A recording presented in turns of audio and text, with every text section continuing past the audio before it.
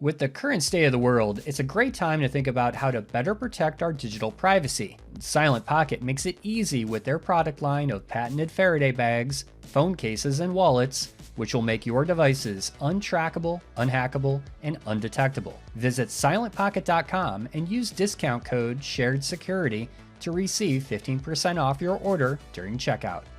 Hi, it's Scott Wright here from ClickArmor with an early reminder that October is National Cybersecurity Awareness Month. And don't you think it's time to put some fun and innovation into your security awareness training program? ClickArmor is the first gamified learning platform that helps build cyber herd immunity within your organization. Our innovative gamified learning challenges and exercises are perfect for helping people experience real-life risks and helping you measure your own team's vulnerability and proficiency. Whether you need to quickly deploy a training solution that gets people to stop clicking on things, or you have your own boring content that just needs to be put into a more interesting user experience, ClickArmor can help.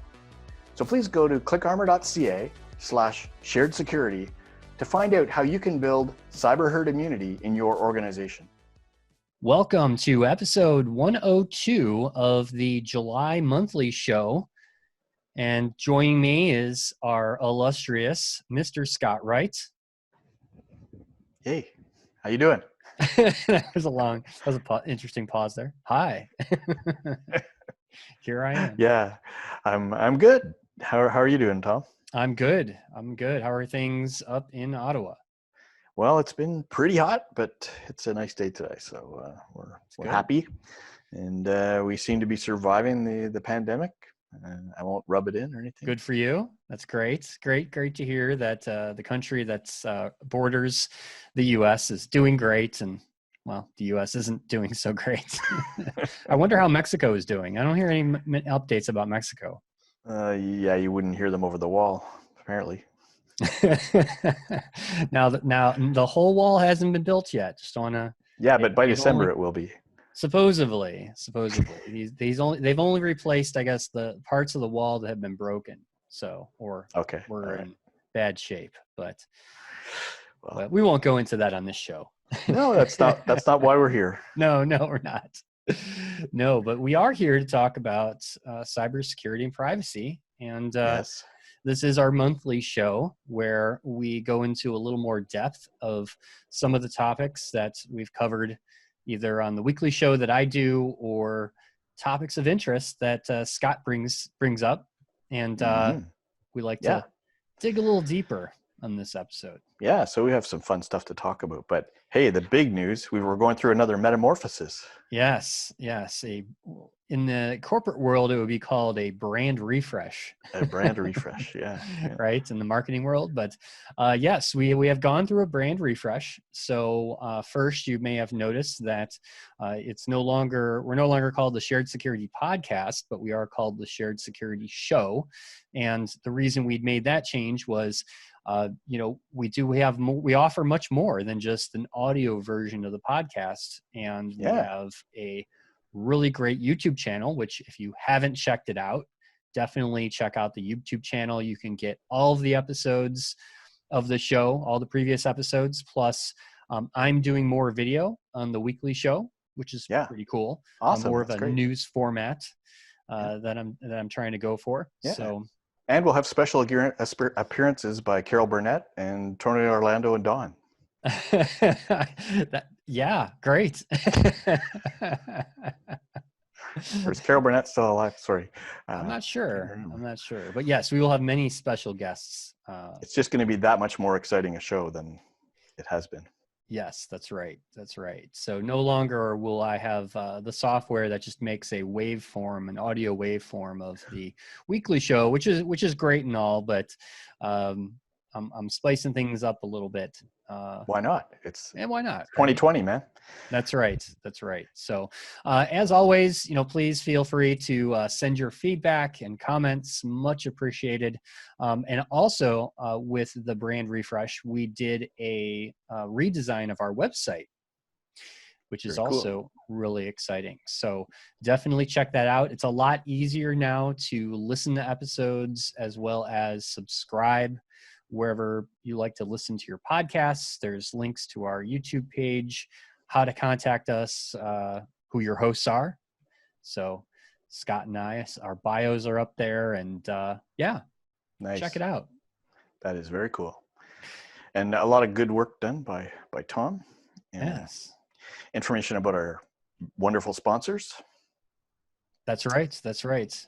And of course, you know, the other piece about the website that's really cool is it also works on your mobile device as well. So it's a mobile and a full desktop version as well. Yeah.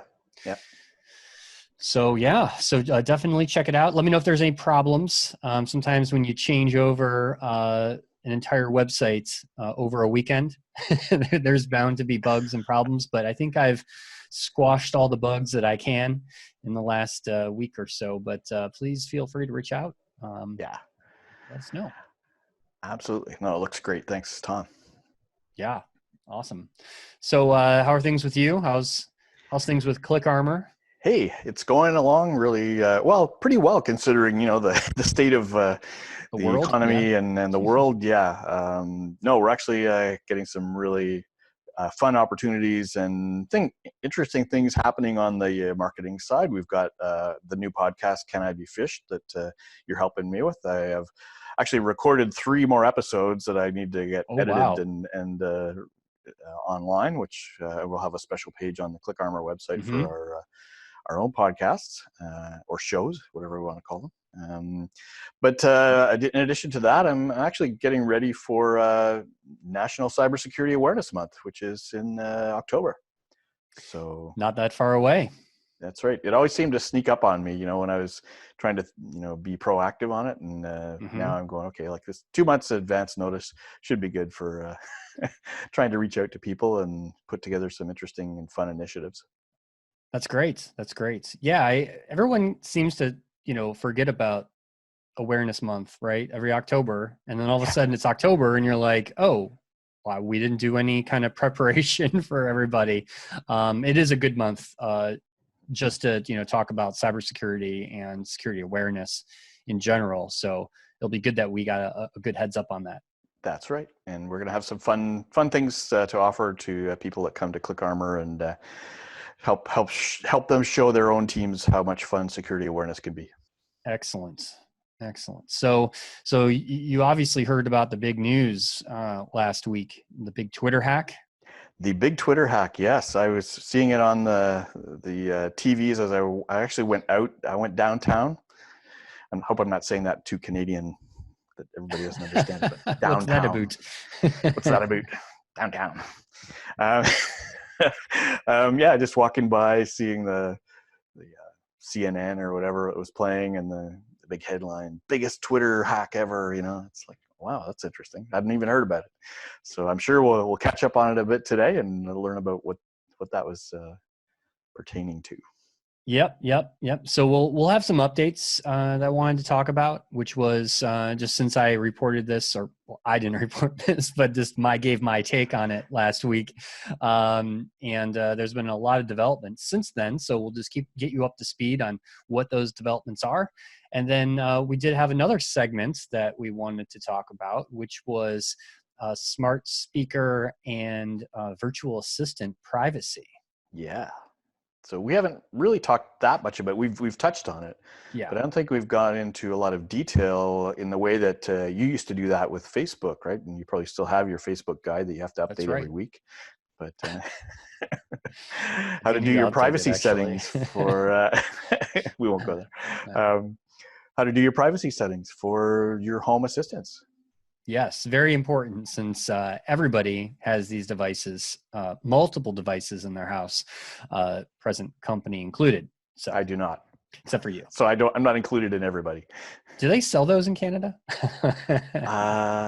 Good question. Yeah, they do. Yes.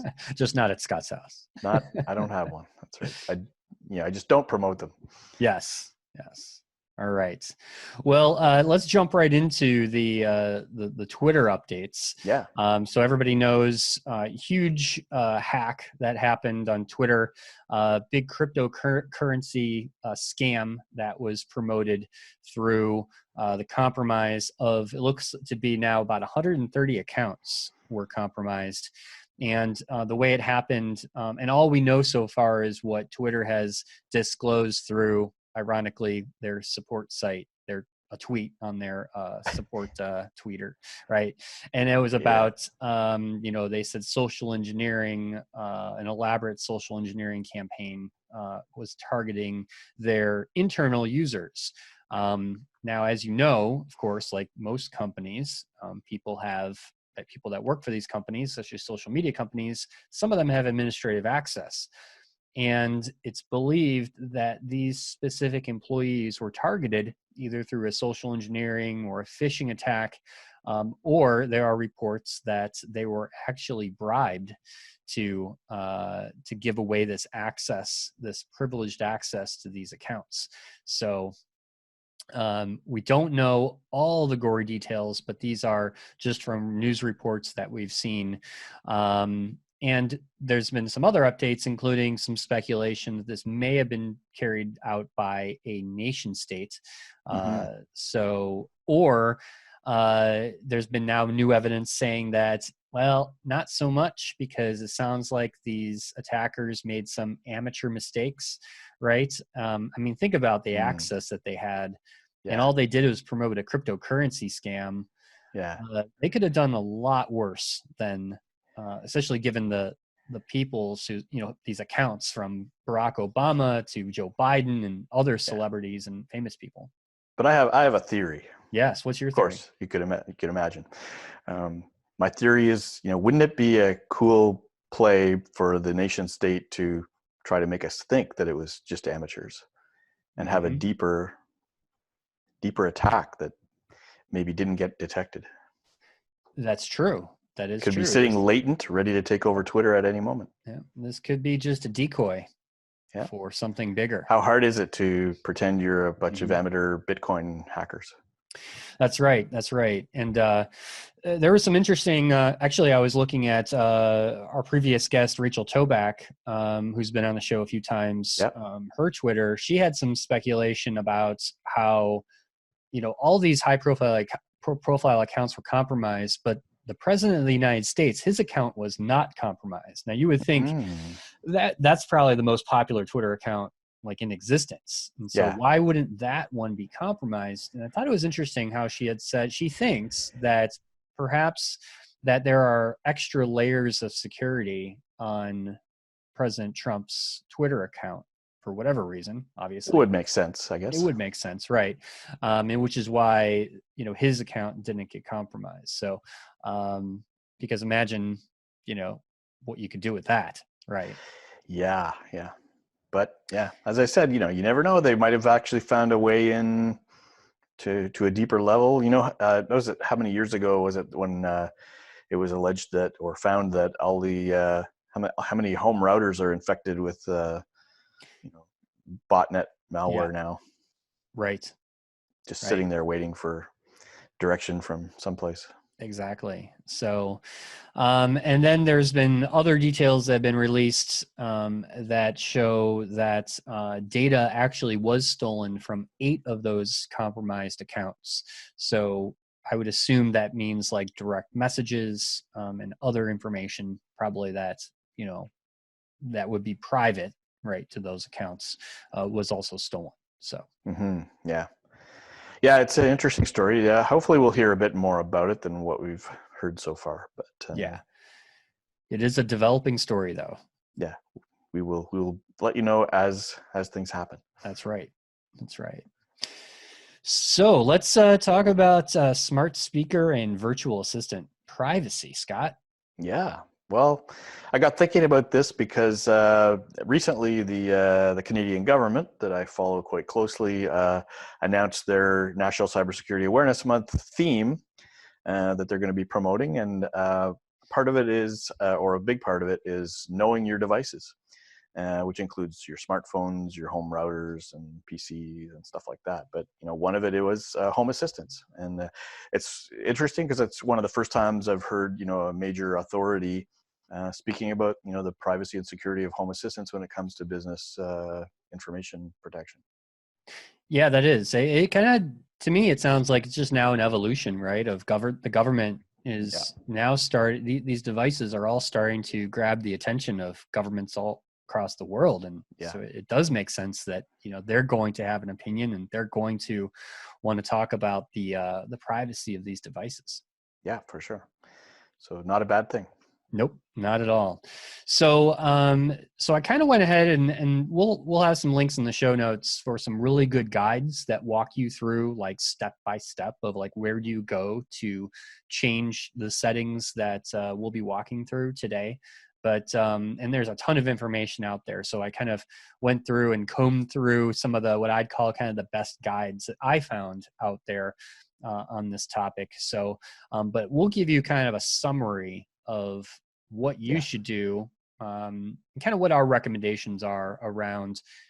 We obviously know that, well, you can just not use these devices at all, right? Which is, yeah, your right to do. lowest Um, risk. it definitely is the lowest risk, but like everything in technology, there's really good advantages, and these are pretty useful devices. In fact, I use them in my house, Hmm. and we get some use out of them. They are pretty handy. But having said that, there are some things that you should definitely be concerned about around your privacy and how your data is collected, your voice, and among other things by these devices. So, we've really focused on the Amazon Echo line of devices, which there Yeah. are now several different types of these Amazon Echo speakers that you can buy. And then the other one is the Google Home, Hmm. which is now, I'd say, the second most popular smart speaker that's out there. Um, Yeah. So how many, like when you look at the major market, like are there dozens of brands of them now, or when we talk about the top of the market? there's always the cheap Chinese knockoffs, Yeah. right? That I think you don't see a whole ton of them because you have to, you have to understand the back end infrastructure that's required for, Right. this type of technology. Yeah. Only large companies like Google, Microsoft, and Apple Yeah. really have that type of technology, It's right? interesting. I kind of wonder, I mean, I always think, in terms of the everyday person who doesn't pay a lot of attention to it, but, maybe they want to buy a gift for somebody and they'd say, oh, let's see if there's any home assistants that are affordable, and they see the Alexa or the Echo or the Google Home, and, how much are they? They're hundreds, some of them, right? Yeah. But they probably find something, that's at the low end for $20 or $40. What functionality would you get, and what privacy, issues could you find on the low end? And, we don't have time to talk about all that right now, but the bottom line I would say is if you're going to invest in one, get one that does have some privacy settings and a reputation, right? Exactly. And, that's why I would stick to the major brands here, Yeah. like Amazon and Google. And of course, both of these have, both brands have their advantages and disadvantages, right? We know both of them are just, I'd say, data collection machines, Yeah. right? I mean, Yeah. this is especially Google, right? Google has a history of, they collect everything about you, your web history, and all of these things. And, Yeah. if I had to lean towards, one product or another, I would say, Amazon probably has some better controls in a way that isn't so linked to other types of, data. Yeah. Yeah, I mean, Amazon, they both have the goal of monetizing the data that they collect Yes, on you, but I think Amazon is a little more overt about what they're just trying to get you to buy stuff. So they're going to try and correct. retarget you, or, show you stuff when you're logged into the Amazon account later, or whatever, right? So Right. that's pretty transparent. But on Google's side, they're collecting so much information about you from all different sources that this is just one other way that they'll have data about you that they can sell to, for marketing purposes, and you don't really know how it's going to get used. That's right. That is right. And now a word from our sponsor, Edgewise Networks. The biggest problem in security that remains unsolved are flat networks in cloud and data centers, with unprotected attack paths that allow threats to move laterally to cause data breaches. But microsegmentation using network addresses is complicated and takes too much time. But there's a better approach: Edgewise Zero Trust Auto Segmentation. Edgewise is impossibly simple microsegmentation, delivering results immediately with a security outcome that's provable. At the core of Edgewise Auto Segmentation is Zero Trust Identity, which allows workloads to communicate only after their software identity has been verified. Malicious or unimproved software is no longer allowed to communicate. Identity-based protection provides more coverage with fewer policies to make Edgewise simple to deploy and manage. No changes to the application or network are required. One solution protects virtual machines and containers in the cloud and on-premises. To stop lateral threat movement and prevent breaches, visit edgewise.net for a demo and to see results within minutes. So let's dig into the Amazon Echo devices. And my first tip is to simply, if you're worried about, the device listening in on a sensitive conversation, simply unplug it or, mute it, right? So here's one that I have, and there's this nice little mute button, and it's muted when you press the button, and a little red light will, on the ring, will turn red, as well as the button letting you know that the device is muted. So pretty simple. Just press the button if you're really concerned about a conversation or something going on in your house. Okay. And then the second would be going through your skills. So Amazon has a way for third parties to interface with your Alexa and your Echo devices. So this can be anything. This could be like your smart light bulbs that you bought in your house, or your alarm system, or pretty much any product that you buy on Amazon that has any type of internet connectivity. You'll just see in the description, works with Alexa or compatible with Alexa. Mm-hmm. So this could be thousands and thousands of different devices. Well, to interface with your Amazon Echo, you have to enable a skill, and that skill is usually developed by, the company that is making the product that's going to interface with your Alexa. Mm-hmm. And a lot of these skills, I would just say, are probably poorly coded. There's probably ways for those developers to gain access to certain information about your Amazon account and maybe some personal details. So you need to be cautious what skills you enable and why you're enabling those skills. And you can even go into the permissions that you give each specific skill. So you'll see in there, for some of them, they're collecting your name, they're collecting your address, your email address. You can actually disable certain things as long as it's not absolutely required for whatever skill that you're enabling. So where you change all this is in your Alexa app. So the mobile app that you download to install Alexa, there is a setting in there under your Alexa privacy settings that you can dig into all of the details and all the settings that we'll talk about on this show. But around your skills as well, there's a whole slew of settings around skills. And that's really one of the first things you need to look at is what skills you enabled, why you enabled them, and then disable ones you're either not using or you're not comfortable using. So a question for you, I guess, then is what are the default kind of things that you would expect? So first of all, when you buy the device and set it up, are there default settings that you should be concerned about or checking? And then as you enable skills, do they just sort of have their own defaults that you basically get it working without checking, but you should go back and check? They will the skills will usually tell you what it's going to collect when you install it, but it can vary greatly depending on what you're enabling. Mm. So that's why it's always good to read and see what pops up on the screen and what that skill is doing, because there could be, it could be collecting data that you don't want it to collect. Yeah. And that's why you should go through and check ones that you've already enabled to see what they're doing. And then the next one is around managing and deleting your voice history settings, or I'm sorry, your voice history recordings, which is also under the Alexa privacy section in the app. Now, this, as you know, this has been hugely controversial. That we've covered this topic many times in the show. That those voice recordings. So everything you say into your Amazon Echo device is recorded and it is saved to Amazon's cloud, right?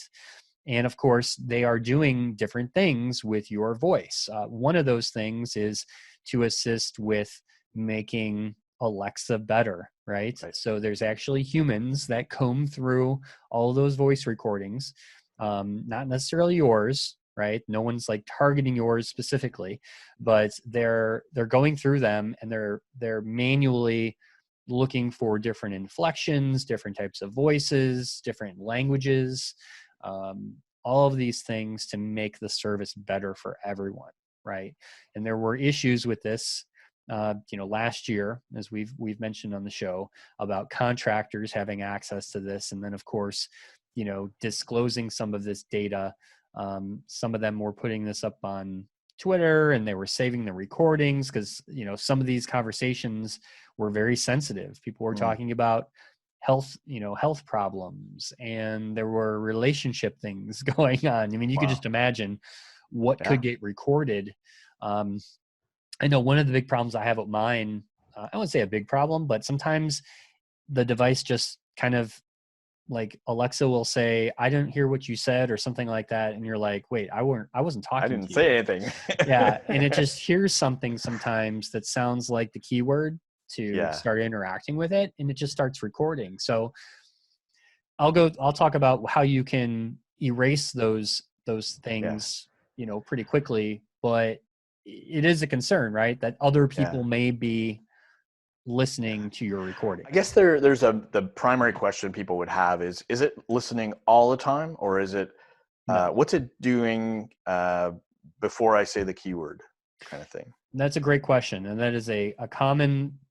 I'd say most people are concerned that these things are just listening all the time and just recording 24/7, and that's not the case, right? That just doesn't make good technical sense of having something that's recording all the time and saving that data. That would be a huge, I think, enormous data task for any large company to do. But if they had the capacity, they might want to do it. One day maybe, but yeah, they basically, it doesn't come on, it doesn't record anything until you actually give it that keyword of Alexa, or if you change that to another keyword, that's where it comes on and starts recording. So the real risk is if it misinterprets some sound or something you've said as being the keyword, and it can start recording without you knowing it. Yes, but it'll usually say something afterwards, and it'll say, I didn't understand what you said, or it'll come back and say something, or you'll hear a beep, or you'll hear something. It just won't keep recording. Interesting. And yeah, it's interesting. You can actually go back in your history, your voice history, and you can see some of those, some of the things that were recorded by mistake. And there's really just, you'll hear some noise and then it just stops. We can't go through this whole thing without recounting a couple of the funny things that have hit the media about what's been activated or recorded, right, by these things. So there was a kid who ordered like how many dolls? Yes, I remember that one. when her parents hadn't put parental controls or something like that. And there are other ones that I remember as well that were kind of funny things that happened. Oh, I know somebody set up a competition or some kind of an experiment where you had Alexa and Google Home talking to each other to set up appointments. Yeah. And so the appointment would say something like, "Hey, Alexa," whatever the Google word is, right? And it would cascade these appointment settings, and it sort of became an endless loop. Right. Yeah. Yeah. So there's all kinds of funny stories that you can find on the internet about funny things that were recorded. But,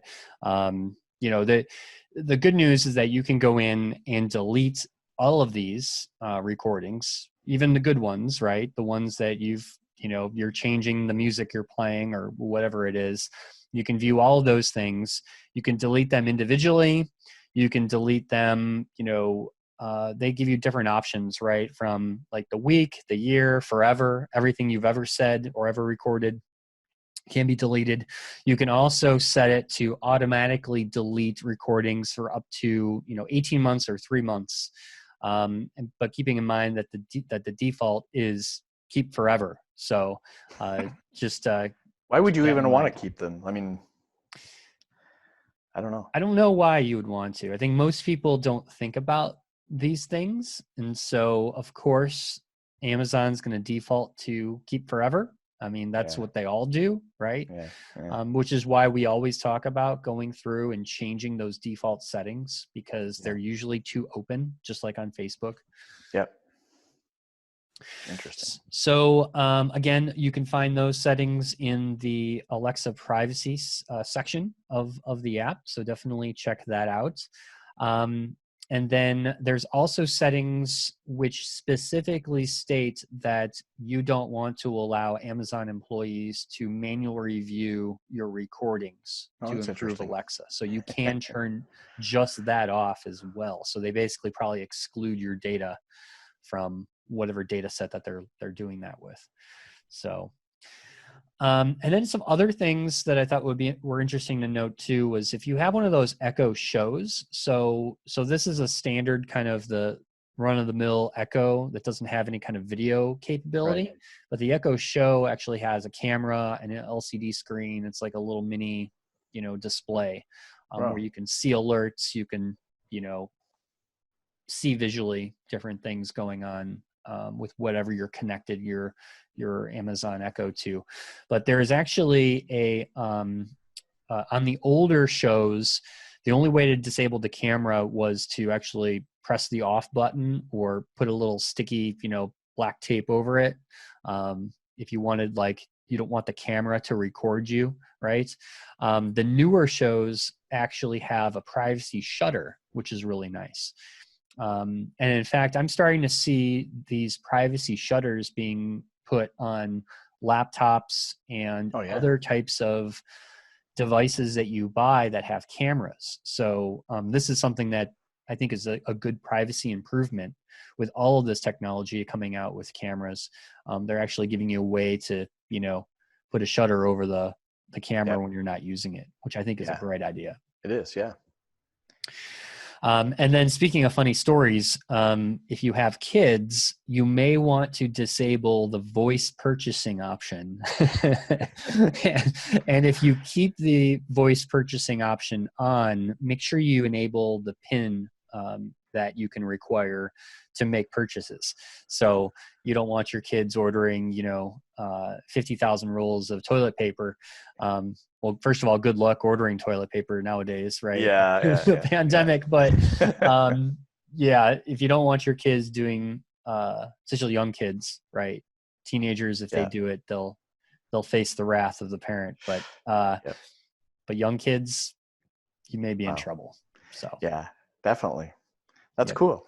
Yeah. Yeah, and like I said, we'll have in the show notes links to more detailed guides to check out if you really want to dig into those settings. But those are really the high level settings for the Amazon Echo devices. Yeah.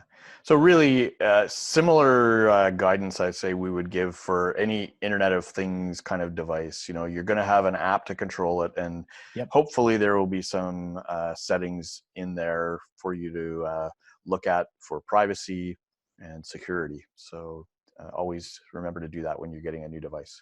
that's right. So let's talk about Google Home. So this is the other popular device that's out there, and I know that they're calling it like Google Nest Home now, and they're kind of melding the Nest brand, which of course you may remember originally the Nest brand was the thermostat, right? Yeah. Yeah. That made it so that was a really popular product, and now they have cameras and security alarms, and they've got all these different components that you can buy now under that brand. So, but originally when this came out, it was Google Home, which was their voice assistant, and it still is, just now there's different names for it. So what do you say to activate a Google Home device? Hey Google. Hey Google. Yeah. Okay. Yeah. And of course you can change that just like you can with Alexa. You don't Right. call it Alexa if you don't want to. Yeah, so the first thing is, like I mentioned, well, just unplug it, or there's actually a physical switch on the Google Home device that you can to mute the microphone. Amazon has a button, they have a switch. So they do provide you that option. I personally like the button better because I think it's just easier just to press a button versus a switch. You actually have to like lift up the device, look for the switch, it's a little bit gimmicky if you ask me, but that was their design decision. So. It's funny. I've seen some pretty creative things, and I could imagine other ones too. One of them was I saw this. I think it was for a Google device, but it was like a cap made of foam rubber that you just sort of put over top of the thing, and it just completely muffles the microphone and probably any video camera, but it looks kind of like overflowing foam out of like a washing machine. The one I saw anyway was kind of like that. I can imagine, I mean, if I was designing this thing and I really wanted to respect people's privacy, just have a little cover that just sort of like comes over the microphone and camera at the same time, and for ease of use. But they don't really want that. They want to keep collecting data. So they do, but it is interesting to see how they are changing that. Like I mentioned with the Echo Show, having that privacy shutter. I think consumers are really demanding more control over how these devices are being used in our privacy. So, and that's a good thing. Awesome. Very good. So with Google Home, very similar to the Alexa skills, they're called actions in the Google world. So Google has actions that you enable. What's different though is Google has these all available in kind of their store, if you will. They don't have all the third-party, developments that goes on with these actions. These are all kind of Google made types of skills, if you will, right? So I think which is one of the reasons why you don't see a whole ton of products that say they work with Google Home, is because they probably have to work with Google to get some type of action created to do those interfaces. So, interesting. But they have the same type of, I'd say, privacy concerns that they have on the Amazon side, which is they will collect information about your Google account, right? So whatever that is, and of course, whatever skill action that you're enabling, if you have smart light bulbs, for example, there could be different information that's sent to Google or collected. But which kind of leads to my bigger point is that, your data, because you're using a Google device, is just now part of that Google data ecosystem. Yeah.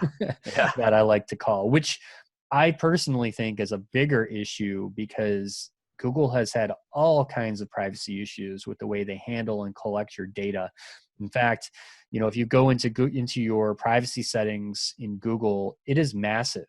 Like, you'll be scrolling for days going through the different ways that Google, think of all the Google products like Gmail and Google Maps and, Google Docs, which is extremely popular. Yeah. There's different data collection that happens in all of those apps, and for different reasons. So now Google Home is just another extension of that data ecosystem. So you got to think about that when you're using their device. Yes. Yeah, for sure. Wow. So other things to check out, you can still have the same functionality to delete your commands that you give to your Google Home device. Ironically, they have the same kind of data policies around like some of the defaults where you can change it to 18 or 3 months. I don't know why both Google and Amazon have agreed on 18 and 3 months. I'm not really sure. There's some regulation somewhere that they are having to comply with. Yeah. Something weird, but probably a California privacy law thing, I'm sure, because they're both in California. But anyway, yeah, so you can go through, change all of those things. One thing that's a little bit different than what Amazon does, there's actually a way to pause all data activity. So not only will the Google Home not record anything that you say, but literally it pauses how your data is sent to the different, data ecosystem that Google has. Right. The only problem with hitting pause is that your app may not work very well or at all in some cases. How could Depending it on if what you're you've doing. paused everything? Right. If you paused it and if it can't collect data about you, you're probably going to get very limited functionality. And if Oh, I that's what you see. want, Okay. that's great. But So the pause is not yeah, pausing everything; it's pausing yes. their data collection. Is that And it may pause some of the functionality right? Okay. because Yeah. depending on how your data is used, right? Hmm. So, so definitely check that out. And so all these settings can be configured in the Google Home app, just like Amazon has their app, Google has their app for it. And I think there's also a website that you can go to through Google Home, and I think through the Nest ecosystem, where you can also adjust some of these settings as well, because they're Right. starting to bring, since Google did acquire Nest, they're now bringing those those assets and applications all together, Yep. which has taken them actually a long time. I remember because I bought a Nest thermostat probably 4 years ago, and it was a separate login with Nest, and I'm just getting emails now saying that I need to convert my Nest account over to a Google account, Right. and I refuse to, honestly, because I don't want Google now having another means of collecting now thermostat data, because once I hook those accounts to my Google account, Yeah. that's it, right? So Floodgates are open, man. yeah, and Google buys companies all the time.